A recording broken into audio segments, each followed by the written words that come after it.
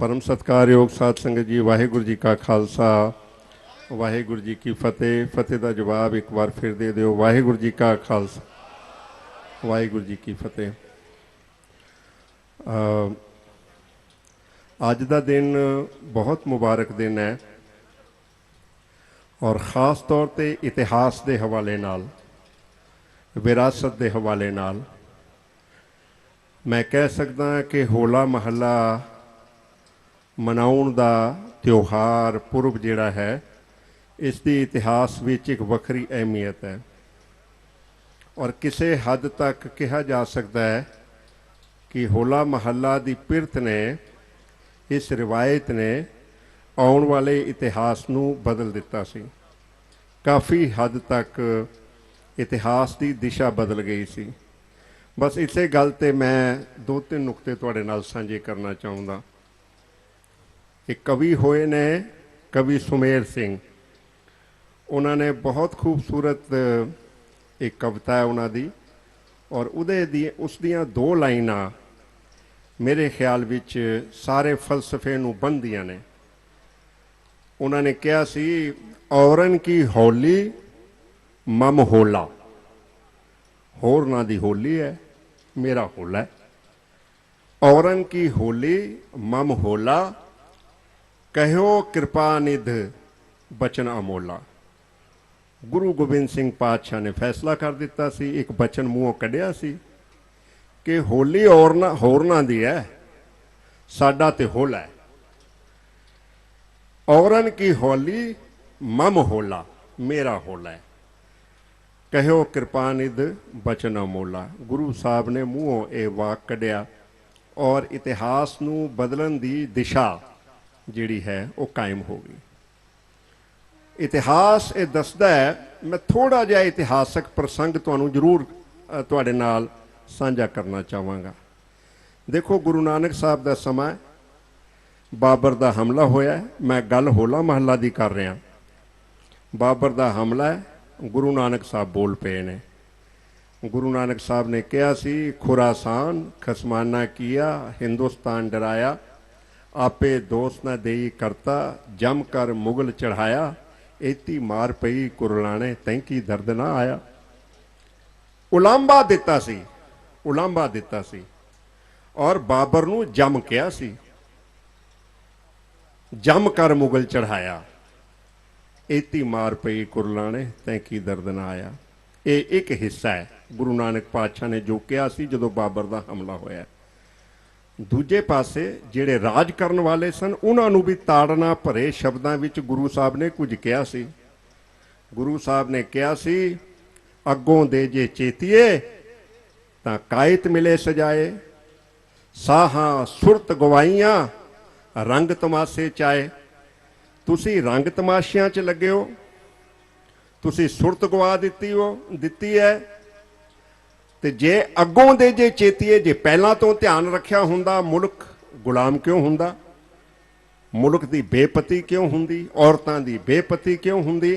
बाबर वाणी फिर गई, कोयर ना रोटी खाए, क्यों ये वापर जांदा जे तुसी पहला तो चेतिया हुंदा, पर तुसी ते रंगां विच तमाशियां विच मसरूफ हो, इस वास्ते मुल्क गुलाम हो गया। मैं कई बार कहना, ये बहुत वड्डा इनकलाब सी। गुरु नानक पातशाह कोल दोवें ऑप्शन सन। एक ऑप्शन यह है कि मैं नहीं बोलांगा, मेरा कोई लोड़ नहीं बोलन दी बाबर के खिलाफ, मैनू कोई लोड़ नहीं लोधियां के खिलाफ बोलन दी। पहला लोकी नहीं सन बोलते, को नृप होए हमें का हानि, कोई राजा होए मैं की लेना देना है, ये ऑप्शन खुली है। दूजी ऑप्शन है कि नहीं, मेरे मुल्क से हमला होया है, मेरे लोगों की बेपती हो रही है, मैं धर्म गुरु हाँ पर मैं बोलांगा, मैं अपना प्रतिक्रम दर्ज करांगा, मैं लोगों नूं सुत्तियां नूं जगावांगा। इस प्रसंग विच होला महला देखने की लोड़ है कि मैं लोगों नूं जगावांगा, मैं लोगों नूं गुलामी याद करावांगा कि तुसी गुलाम हो, किते तुसी गुलामी नूं अपना सुभाव ना बना लेना। गुरु नानक पातशाह जो बोले सन तां सचमुच उन्होंने इस ऑप्शन नूं अपनाया सी कि मैं बोलांगा, मैं अपना प्रतिक्रम देंगा, मैं अगर राजा बेन्यायी कर रहा है तो मैं लोगों को जगावांगा। ये ऑप्शन गुरु नानक पातशाह ने खोली सी। बहुती लंबी गल ना करा, 6वें गुरु का वेला आया तो असी जानते हैं कि 2 तलवारां पा लियां मीरी पीरी दियां। अकाल तख्त साहब की सिरजना हो गई और गुरु हरगोबिंद साहब ने हथियारबंद कोल आर्म्ड स्ट्रगल की नींह रख दी कि नहीं जे लोड़ पवेगी तो हथियारबंद घोल होवेगा।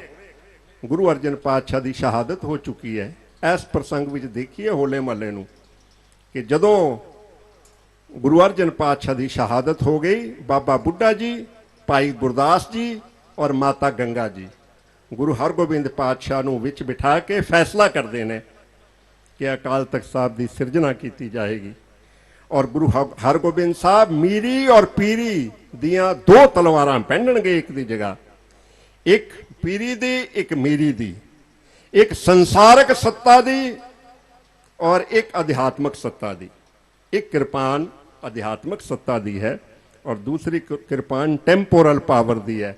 और श्री अकाल तख्त साहब की कायमी हो गई है कि इत्थे मसले डिस्कस होया करनगे, इत्थे इतिहास सुनाया जाया करेगा, इत्थे ढाडियां दियां वारां होणगियां, इत्थे अपनी विरासत नूं ग्लोरीफाई करके लोगों नूं सुनाया जाएगा कि नवीं पिरत पै गई। होले महल्ले नूं इस प्रसंग विच समझण दी लोड़ है। गुरु तेग बहादुर पातशाह की शहादत हो गई। बहुता समा मैं नहीं लवांगा तुहाडा। गुरु गोबिंद सिंह पातशाह ने खालसे की सिरजना कर दी। 1699 की गल है। और किस तरह सिरजना की कहते हैं 80,000 का इकट्ठ सी, 80,000 का। और एक कौन कहते हैं मुगल हिस्टोरीयन कि 80,000 तो वध लोग इकट्ठे हुए सन आनंदपुर साहब की धरती पर। और एक गल ध्यान च रखना, मैं कई बार ये गल लिख चुकिया, कहता भी हाँ कि वह इकट्ठ गुरु नानक के सिखां दा सी। वो इकट्ठ जिहड़ा 80,000 लोगों का है, गुरु गोबिंद सिंह पातशाह ने सुनेहे भेजे सन कि सारे गुरु नानक दे सिख किते भी होण विसाखी ते आनंदपुर साहब पहुंचो, कोई नवा प्रोग्राम देना है। और 80,000 तो वध इकट्ठ होया सी। इतिहास असी जानते हाँ। गुरु साहब ने सिर की मंग की, 1 सिर की, 2 सिर की, 3 सिर की, 4 सिर की, 5 सिरां की।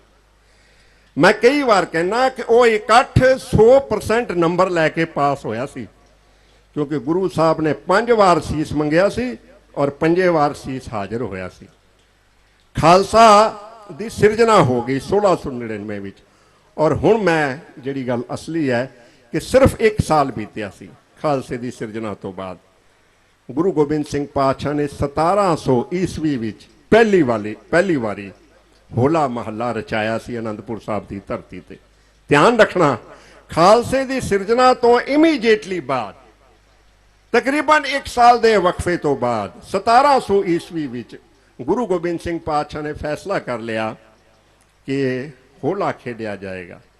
औरन की होली मम होला, तुसी होली खेड लो पर असी तां होला खेडांगे, असी तां महल्ला सजावांगे, असी तां शस्त्र विद्या का प्रदर्शन करांगे, असी तां मसनूई जंगा करांगे और किले फतेह करांगे, टिब्बे फतेह करांगे, अपने सिखां नूं जाच सिखावांगे कि किस तरह लड़ाई करी दी है शस्त्रां दे नाल। 2-3 छोटे जे उदाहरण तुहाडे सामने। गुरु गोबिंद सिंह पातशाह शस्त्रन स्यों अत ही रण भीतर जूझ मरो तो साच भतीजै, ये बचन है।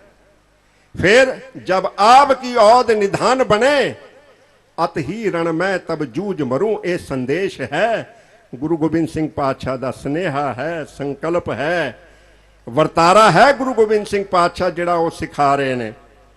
फिर मैनूं एक बचन बहुत खूबसूरत लगता है।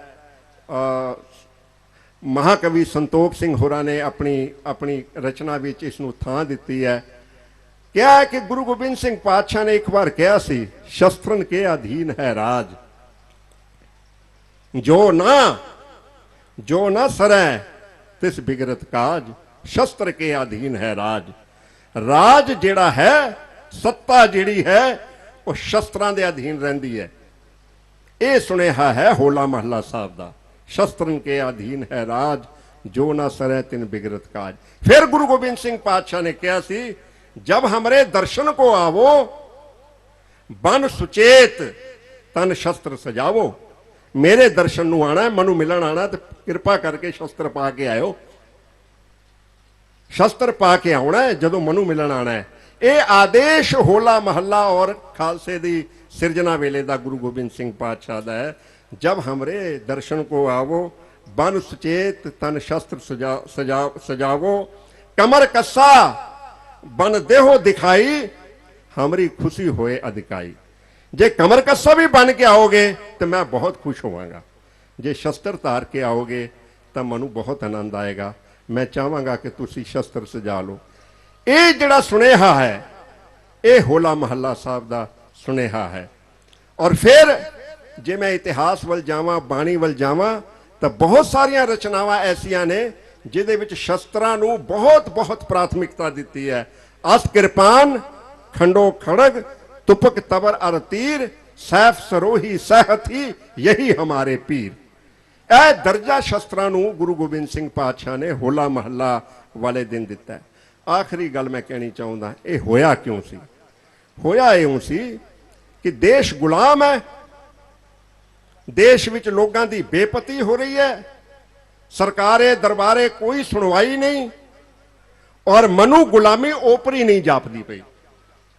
याद रखना, मैं गुलाम हाँ, मेरा देश गुलाम है, मेरी जनता गुलाम है, मेरे नाल बेइंसाफी हो रही है, मेरी बेपती हो रही है, पर मनु गुलामी चंगी लगती पई है, मनु गुलामी ओपरी नहीं लगती पई। गुरु गोबिंद सिंह पातशाह ने झंझोड़िया सी, क्यों गुलामी माड़ी नहीं लगती?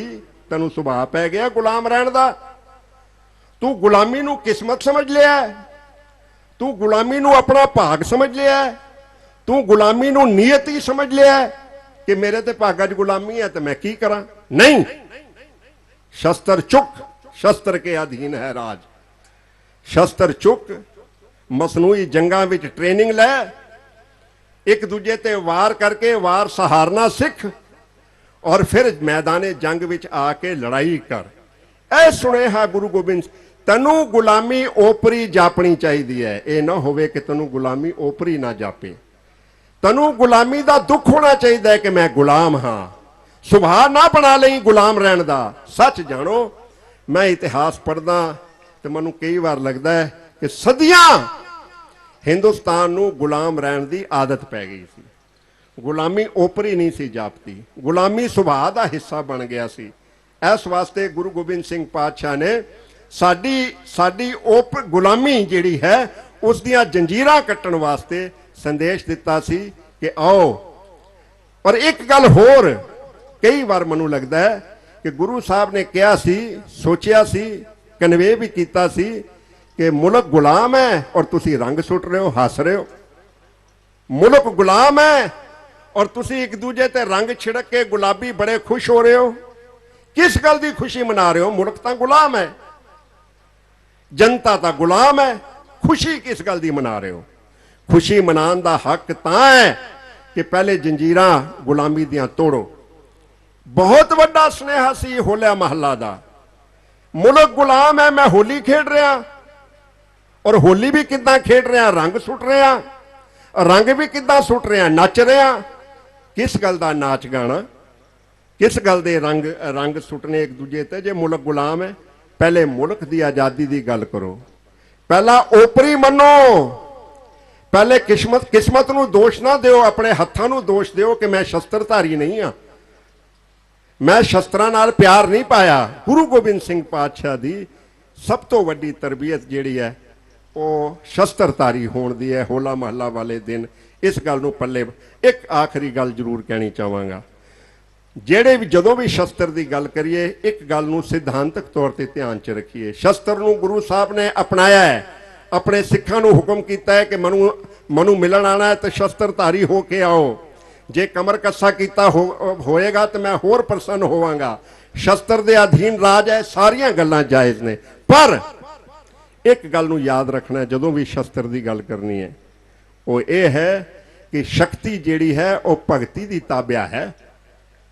किते ये ना होवे, शस्त्र दोवें काम कर सकता है, शस्त्र हमला भी कर सकता है, शस्त्र बेन्यायी भी कर सकता है, पर जे शस्त्र भगती की ताबिया होएगा, जे भगती विच शक्ति का सुमेल होएगा तो फिर वो शक्ति जिहड़ी है समाज विच बदलाव लियाएगी, एक चंगे समाज का निर्माण करेगी। शस्त्र दे नाल सिमरन जरूरी है, सिमरन तो बिना शस्त्र जिहड़ा है वो आप खुदरा हो जाता है। ये भी गुरु गोबिंद सिंह पातशाह का फरमान है। शस्त्रधारी होना जरूरी है पर पहले सिमरन जरूरी है। सिमरन होवे फिर शस्त्र होवे तो फिर दुनिया के कल्याण वास्ते शस्त्र का इस्तेमाल होता है, नहीं तो जुल्म वास्ते हो सकता है। इस तरह जे शक्ति है तो पहला भगती होनी चाहिए है। भगती और शक्ति का सुमेल और सिमरन और शस्त्र का सुमेल जिहड़ा है गुरु गोबिंद सिंह पातशाह ने साडी झोली पाया, सानू सेध दी है। मैं सच्ची कहां इतिहास नूं जरूर पढ़िए।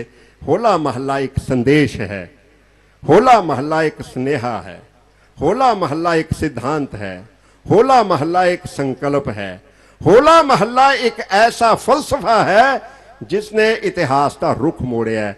लोग फिर लड़े ने, मैं बहुती तफसील च ना जावां।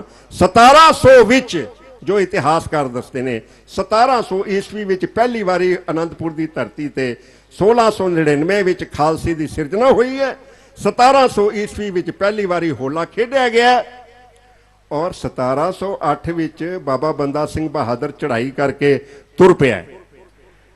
1710 विच वो फतेह हासिल कर गया और पहली बारी एक संप्रभु खुद मुख्तियार जिहड़ी स्टेट है, राज है, वो कायम हुंदा है। इस गल नूं ध्यान च रखना है। इहदे पिछे होला महला का फलसफा है, इहदे पिछे गुरु गोबिंद सिंह पातशाह का वो फलसफा है कि मनु गुलामी ओपरी जापनी चाहिए है। मनु गुलामी किस्मत दे नाल जोड़ के नहीं देखनी चाहिए, सगों गुलामी दियां जंजीरां कट के खुद मुख्तियार होना चाहिए। बस इन्ने शब्दां नाल मैं गुरु गोबिंद सिंह पातशाह नूं याद करदिआं, उन्हां दी देन नूं याद करदिआं, उन्हां दी शख्सियत नूं, उन्हां दे फलसफे नूं नतमस्तक हुंदा। वाहिगुरू जी का खालसा, वाहिगुरू।